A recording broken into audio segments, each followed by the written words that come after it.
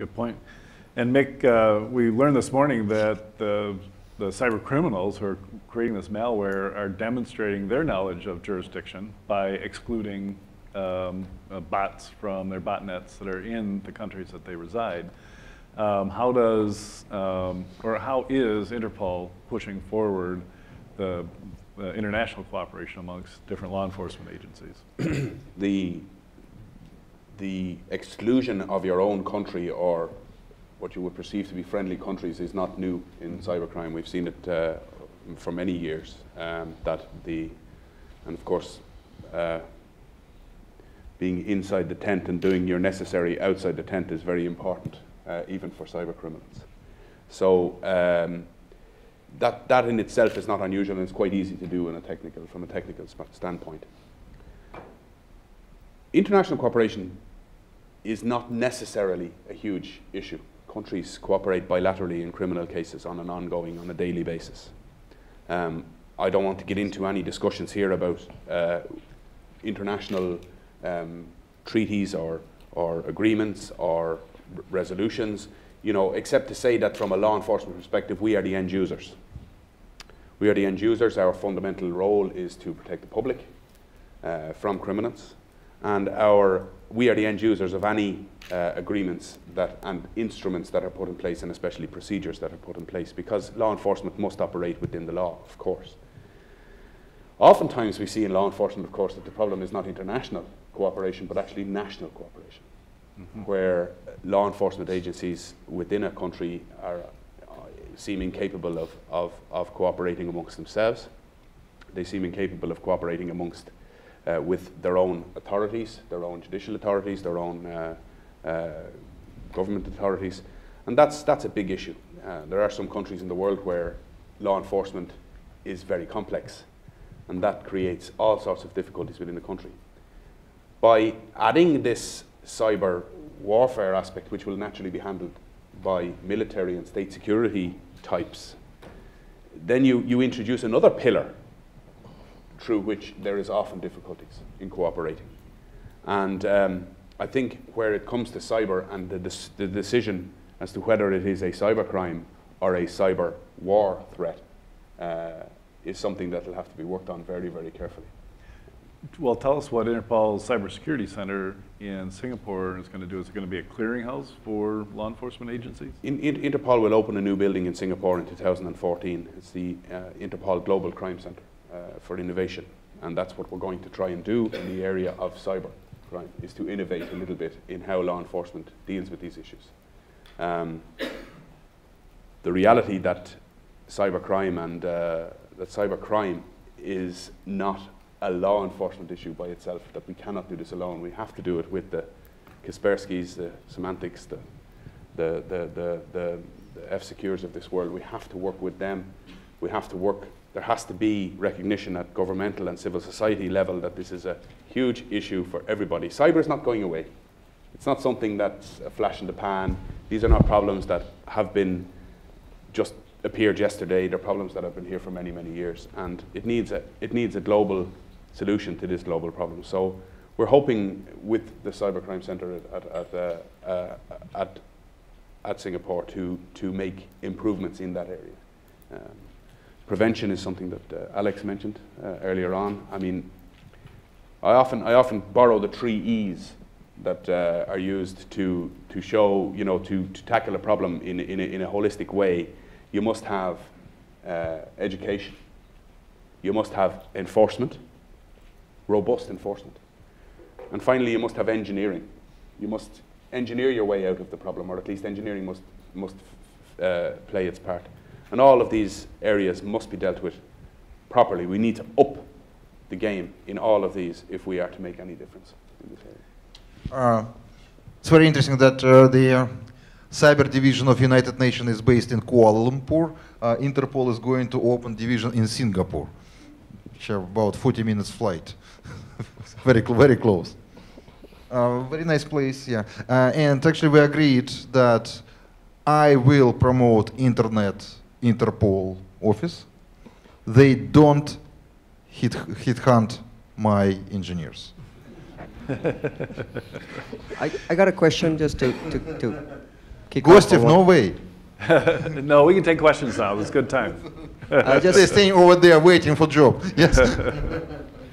Just to piggyback on what Michael just said, I get the sense from talking to law enforcement people in general and from talking to you here earlier this week is law enforcement folks generally want to have a standoff approach to cyber warfare and cyber war issues. You know, it's not our problem. We don't deal with that. It's not cybercrime. What happens when one of our malware analysts find a piece of malware that is programmed to derail a train between New York City and Washington, D.C.? Where is that? What's the line between what is a crime that affects people nationally and cyber warfare, and where do we go as a security industry? Who do we go to make report these things when law enforcement's position is it's really not our issue, it's a military issue? I would disagree with you that it's not our issue.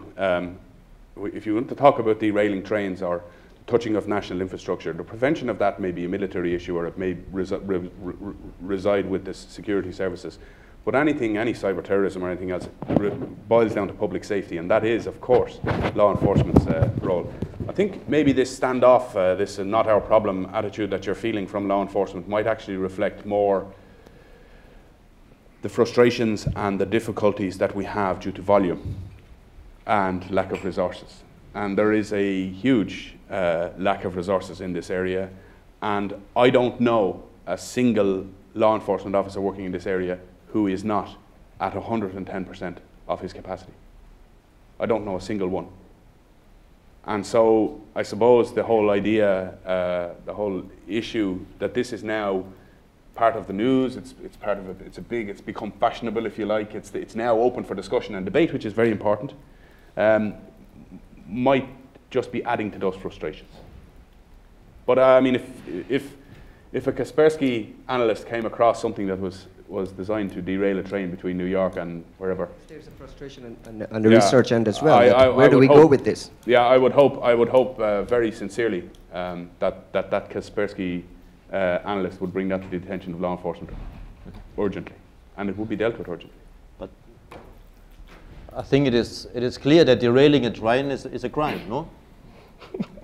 I hope it's a crime in most right, countries. but what when if it's an act of cyber war?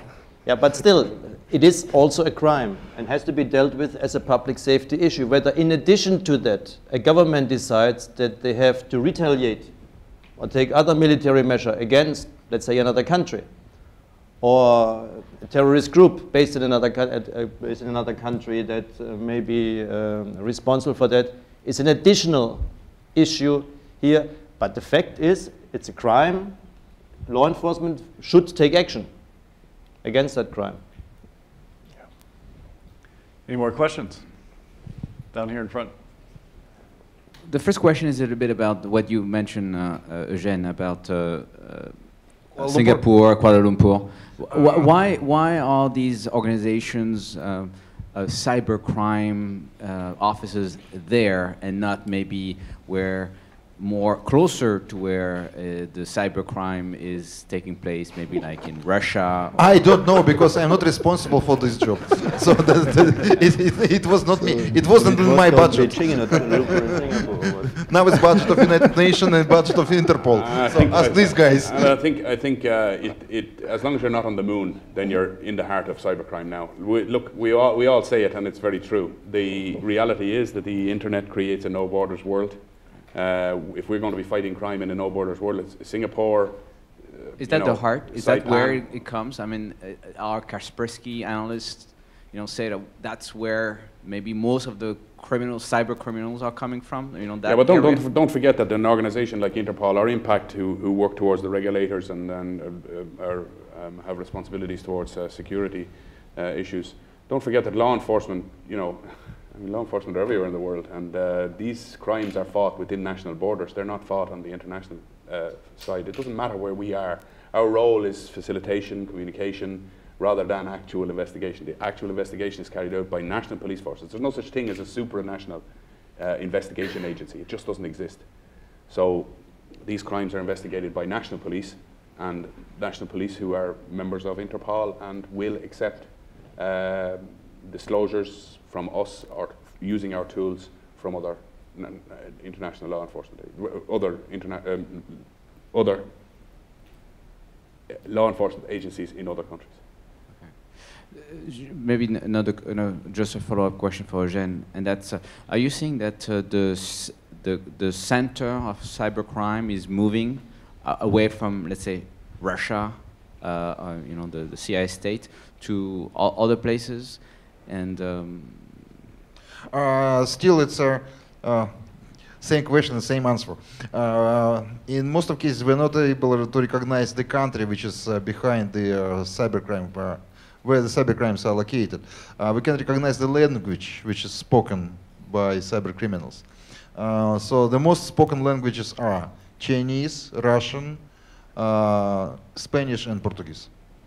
What about C++ and JavaScript? They're the most spoken languages. That's international. There's no border languages. So if malware speaks Chinese, that could be China, Singapore, Australia, California, Russia. Well, everywhere. Russians are everywhere.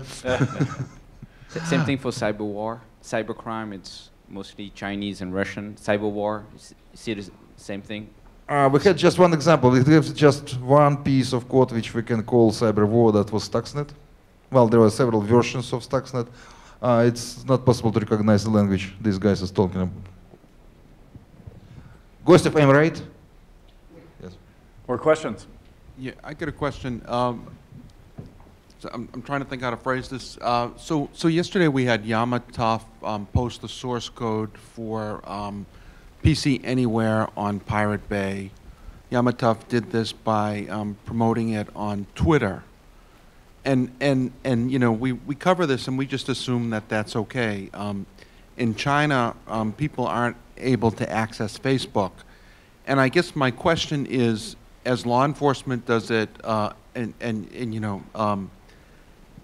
does it ever occur to you that maybe Twitter shouldn't allow Yamatov to post that Pirate Bay should really be stopped? Mega Upload has been shut down. I mean, and then also companies like Kaspersky, and I'm not sure if, I think Kaspersky does this. You have your investigators go underground and do undercover work, and you go on, where the forums are, where the hackers are communicating for years, and they're not shut down. And I guess I don't understand why. It's almost like this is the Wild West, and we just accept that it's going to continue to be. Sorry. Why can't the internet be tamed? Is it just impossible? I'm looking at Alexander for that.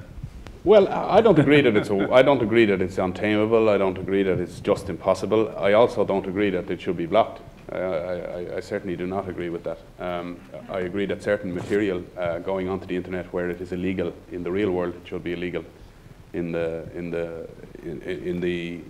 online world, and I talk about child abuse material there. I think the internet is. You say the Wild Wild West. I think we've seen in the last 10 years how the internet is not being tamed, but there's mores, there's traditions are building, etiquette is building, regulation is building to a certain extent, so that you are seeing what may you say the Wild Wild West, and I think it's a very good point that first in northwestern USA came the gold rush, and afterwards came, streets, flowing water, tapped water, and plumbing, and perhaps roads, and maybe law enforcement. So I think we've seen this before, time and time again. The Industrial Revolution is another thing. I mean, we had children working in factories in the Industrial Revolution. You don't have children working in factories now. So I think as the internet matures, as the industry matures, as law enforcement matures, we'll see changes in it. But to suggest that we block content of that nature, I don't agree with that at all. But to talk about, to respond also to this, the so much beloved Budapest Convention on Cybercrime, and Eugene is the biggest fan of it. has an article there which is called Misuse of Devices. And that means that tools, the production, dissemination, etc., making available of tools to commit cyber attacks is itself to be made a criminal offense. And in France, there was a case about 2 years ago where somebody had published a guideline on how to spread malware or how to produce malware. And that person was convicted for publishing these instructions on how to use malware, how to spread malware. So not for the spreading itself, but for the publication of a guideline on how to make use of malware. The second thing is about botnets going on for years and the providers not being held accountable for that, etc. A huge problem around the world. There are different issues to be addressed. I don't know whether you want to talk about your letter to ICANN, about law enforcement due diligence recommendations addressed to ICANN that have been discussed for the past few years, and hopefully progress will be made in a month from now at ICANN 43 meeting in Costa Rica. But also look at the sort of action, legal action that Microsoft and I think Pfizer have initiated against the Rustock botnet in the United States, I think it was last year in 2011, which is a very innovative way, which also shows how private sector company can initiate action, that the judges increasingly understand what this is all about, and then you can also shut down, at least for a while, a major botnet. You referred to the ICANN change to the RAA for registrars and stuff like that. I mean, that's just another example of where online service providers need to take responsibility for what's happening online. You know, that this whole idea of, well, we're just the pipes through which stuff is flowing is not true. I mean, I said it here earlier this week, and I say it again to developers, to people rushing to market with products that are flawed. You know, that should not be tolerated anymore. I mean, these type of things, you know, building security in afterwards is a very expensive business. We had Adobe here last week who gave a presentation, Brad Aikens, is it? Mm-hmm. Yeah, gave a wonderful presentation about Adobe and the efforts they're making to change things. But as he said himself, you have millions and millions of lines of code, and trying to put security into that afterwards is a very big difficulty for them, that even changing one line could destabilize the whole product. And so, you know, to build security in from the start, to build anti-criminal measures into your software from the start is very, very important. And then for responsibility for what you're doing online yourself and being responsibility for the misuse of your networks is very important. And I think that's probably one of the places where we'll see most change in the coming years. For example, you know, simple little bar-raising exercises, for example, registrars and having 15 clicks to get down to reporting abuse. You know, being made aware that somebody's using a domain name in a criminal manner and not doing anything about it. That sort of stuff needs to change. But with this other side of this story, sometimes providers or police, they are so quick to shut down the legal services, so they ruin investigations. There was some cases in the investigation. During the investigation, the server is out. More questions? There was somebody over Yeah. Up here? Okay. I heard some of you already talk about the new internet, the need for a new internet. Could you expand on what conditions that internet should have and what consequences that could have for the general use? As with every technology, it has to evolve. What we say in the ITU is we could have been in the year 1865 and stayed with telegraphs, but we had to move from telegraphs to telecommunications to next generation networks. Same thing you have seen in mobile. There has to be an evolution in the core technologies that we use today, or the technologies that we call internet today. But one condition is that it has to be interoperable. It has to be a stepwise type of increase. You cannot just ignore I don't know how many billion people are in the internet now, maybe 2-point-something billion or something. But you have to take into account the fact that every change should be incremental and things have to work in a seamless manner. There had been all these discussions about maybe trying to radically start with a clean slate, but what do you do with all of the people who are already using them? We had some problems, and we as a community or those who are using this technology, it wasn't designed, as Michael mentioned, it was never designed to be a global network. For those of you who are into computer networking, there are some clear features that will show that it was never meant to be a global network. But that's what we have. We, as ITU, we are working with a number of players on what we call big umbrella term for future internet or next generation networks.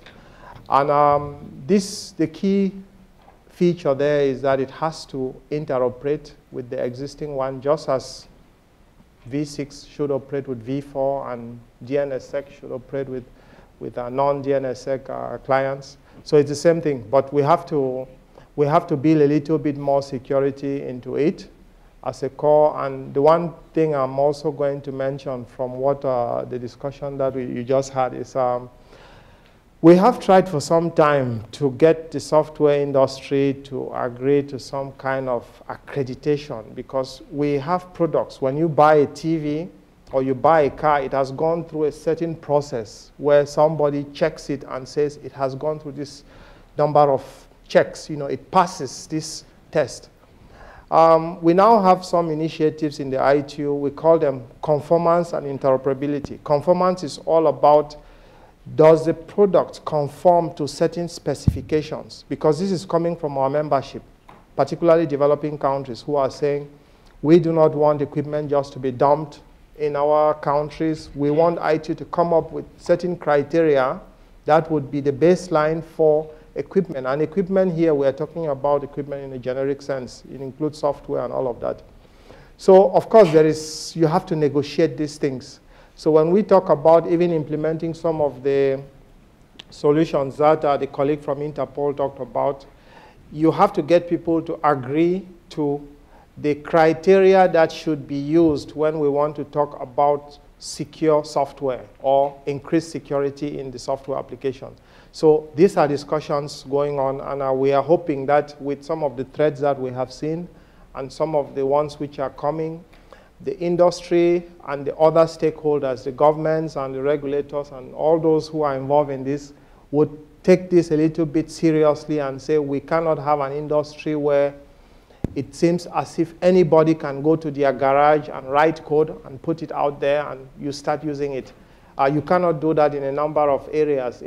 When you take into account what we use ITs today, information technologies, that they are in business, they are in health, they are in all areas, I think there is some need for a little bit more seriousness concerning the way software applications are developed. Who's next? There was somebody here. Over here. Yes, my question is about Google and Facebook and Twitter. It seems to me that over the past 2 years, they've evolved almost into non-state actors almost, in terms of their role in global events and also the ramifications of cybercrime and cyber warfare on them. And my question is, what special bureaucratic obstacles are there in dealing with Facebook and Twitter? Well, there are, from a Council of Europe perspective, there is, in connection with those social networks, there is in particular the issue, and Google, there is in particular the issue of data protection and privacy concerns, which of course, when it comes to criminal investigations, is then also linked to rule of law aspects and cybercrime. We've had in Europe for the past 30 years, 31 years actually now, a treaty on data protection, Convention 108, as it is known. The title is very long, but Convention 108 is pretty well known, which has been ratified by many European countries, and many other countries are now looking also into that. United States, not really for the moment, but Uruguay was recently invited, many other countries, Senegal, Argentina, and so on. They have Costa Rica, Mexico, for that matter. They have legislation compatible with Convention 108, and hopefully they will also accede to that. So what is missing is indeed a global legal framework for data protection and privacy. There's an issue there, and there are differences in particular with regard to the United States. There's a different approach to the whole matter. So that's with regard to Facebook and Google and others, a major issue in Europe. I would personally wish that the sort of cooperation we've had with private sector players like Microsoft, to some extent with McAfee, and now increasingly with Visa Europe, that we have also more cooperation, that there's more cooperation between Google, Yahoo, Facebook, Twitter, and so on, more constructive cooperation with law enforcement in criminal investigations. But at the same time, of course, these organizations, these private sector players, they also have to protect the rights of their users. So this is a difficult balance very often, but this is a challenge ahead that we see. And I think one of the greatest challenges facing law enforcement, and I say non-US law enforcement, and for a very specific reason, and I'll say it again in a second, and I'll explain that in a second. But the biggest difficulty that law enforcement have is attribution, the connection of an online personality or profile to an offline person who is answerable to a court of law, and answerable to laws in general. There exists no framework, as Alex spoke to there, international legal framework for data protection. There is also, apart from the Convention on Cybercrime, there is no international framework in which these companies, Google, Yahoo, Microsoft, any of them, a lot of them based in the US, will give information to law enforcement to assist with this attribution process. So in respect of data protection, which is in every country, as a national law, you must protect the privacy of people. You have a situation which has developed that even to get basic subscriber information, so the basic bottom line required for this attribution process, is made extremely difficult over borders because there is no international data protection framework in place. So this results in the ridiculous situation where an officer in the United States of America can sign an administrative subpoena and send it to Google, Microsoft, Facebook to get this basic subscriber information, which will allow him to continue his investigation. And that'll take 2 to 3 days. Because there's a low expectation of privacy in relation to this BSI. You're not giving away any names, you're not giving away any content. Definitely no content. So what you're getting basically is IP addresses of the person who's been administering the account. Then of course the double lock kicks in because now you have to go to an internet service provider, do up the same process again to get that information from your local internet service provider. In the US that takes 2 to 3 days. In any other country in the world, it can take anywhere from 1 week to 6 months to 12 months, if at all. And the MLAT process, which is in existence, is too big. It's like shooting a fly with a cannon. It's too big, too clumsy, and too dysfunctional to work for this low-level, basic police inquiry that allows an investigation to continue. That's the situation we find ourselves in today.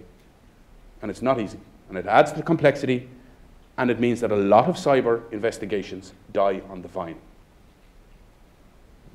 Yeah. If I could just say one thing, I think we have to, at a certain point, maybe start facing reality that we need to consider seriously establishing digital identities for all cyber citizens.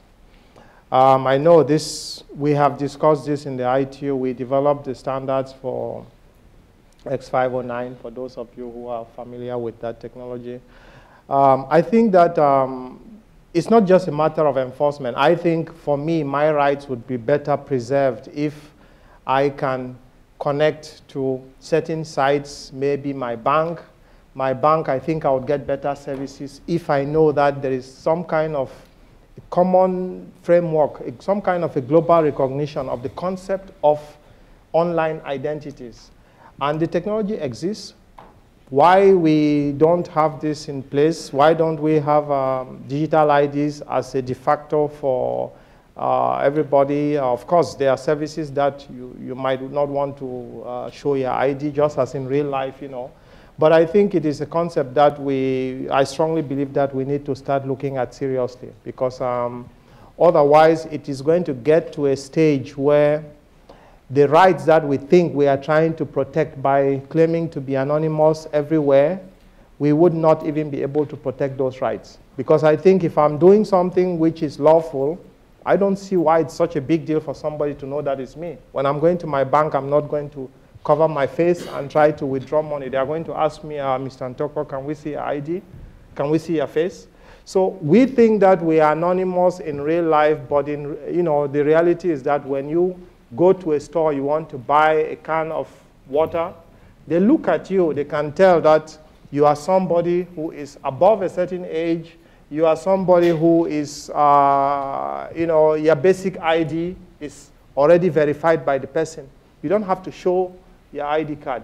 But on the internet, it is more like we want to be able to go to a store to buy something and we are masked completely.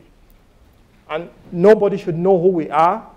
I find that a little bit strange because we are not going to invent new ways of living in society simply because of the technology. I think there are things that as human beings we have to be civil. There are certain things we need to just do.